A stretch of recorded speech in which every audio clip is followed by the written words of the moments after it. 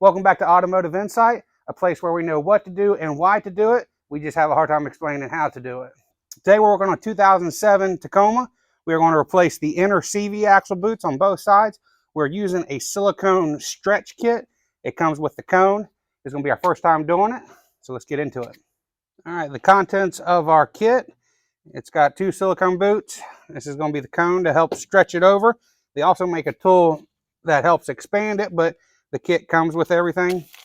It's got 2 adjustable clamps and 2 packs of grease. There's a few different ways to get the old boot off the clamps.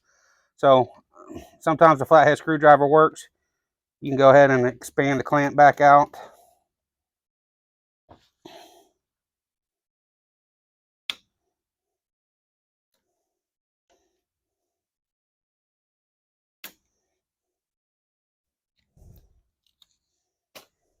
The big clamp,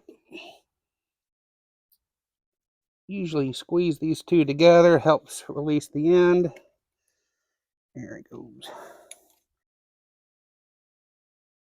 This method is going to be how you would normally do it if you was using an OE boot.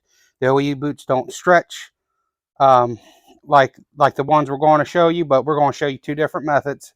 This is the original. You're going to take the C-clip off, then you can get this thing off.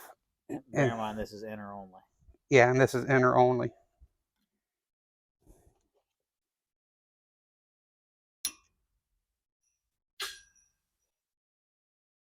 So with our C-clip removed, or spring clip, be careful, it did shoot off, so we was able to find it, but the kit does not.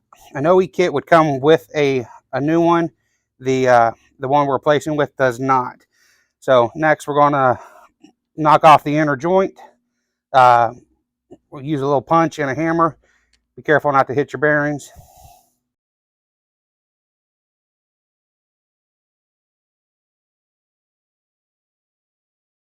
All right, so the rest of the old boot slides off. Half of it comes off anyway because it's torn. Preparing the axle for the new boot, go ahead and clean up the grease.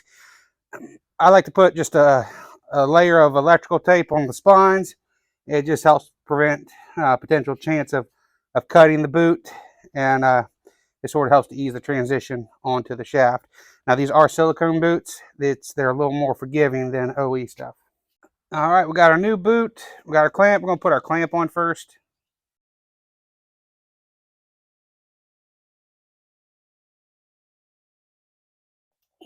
I'm going to slide it down to, it's got a ridge where the inner part can sit on.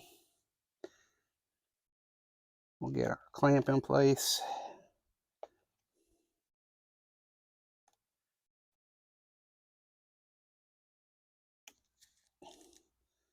That's good enough.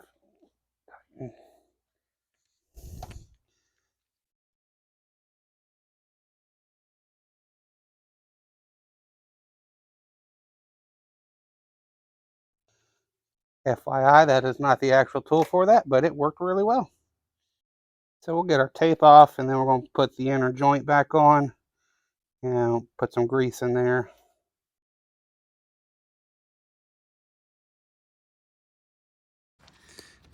All right, I'm going to work on putting our inner joint in. I have news for you on the master's sail barge.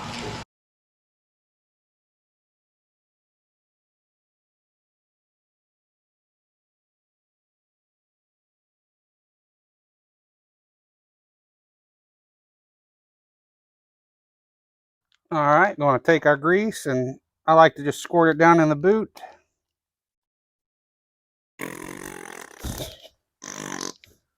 Depending on your axle, you can put too much grease in there. The axle contraction spans with the suspension. You know, too much can bust your boot or cause it to leak. So just use your judgment on how much. The larger ones obviously probably take the whole thing, but that's about 3/4 of this one went into this boot. So next we're going to install the last part of our inner joint. Keep in mind, some boots have a complete circle. These have divots in it. So different style of boots. Um,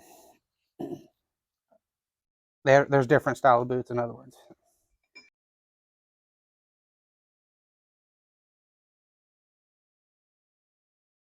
The boot also has notches on it, so usually you can feel them kind of pop into place, and that usually tells you you've got it on far enough.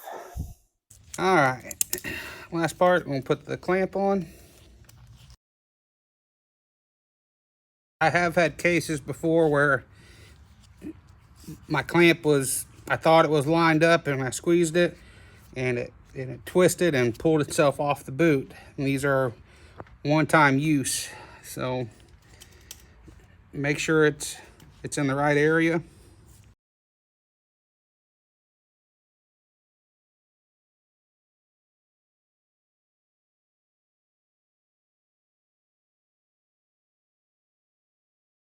So now we're going to demonstrate using the slip-on method. We're going to do this on the outer axle boot.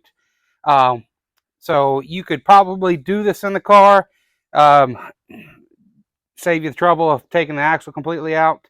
Um, with this method, we're doing it on in a vise, um, but they want you to lube the cone up. They want you to turn the boot inside out, and then you install the large end first as you get it on and onto the shaft, and then you'll flip it right side out. So I've already got it turned inside out. The cone's lubed up. Let's see what we can do with it.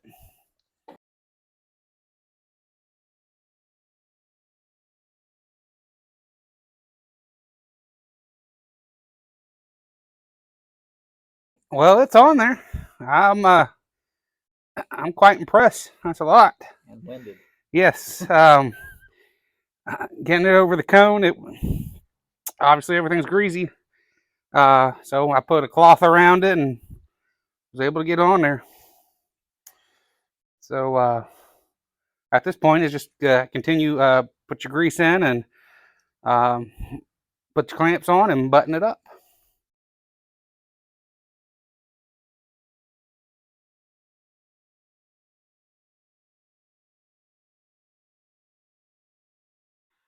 So we got the CV axles in the car. I think they look good, and I'm pretty optimistic about how long they could last. Our opinion on aftermarket stuff, but the silicone is actually pretty durable. You do have to cut some excess off of it after it's installed, and it's actually quite tough. All right, well, that's going to wrap up another one.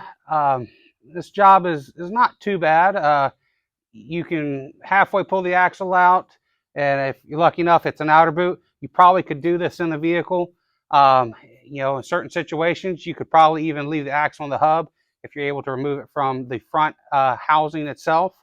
Uh, this can be a time saver in certain situations. That could be a pro. It's cheaper. Um, Cons, you don't know how long it's going to last.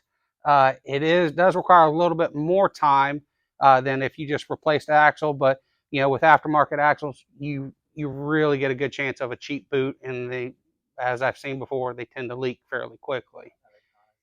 So one other con is the silicone boot is very spongy, and it can trap a lot of air as you're installing it. So before you clamp the boots down, certain positions is kind of critical.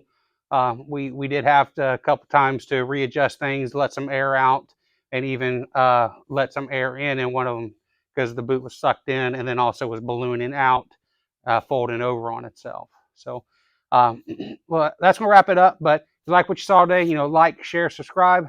Thanks for watching.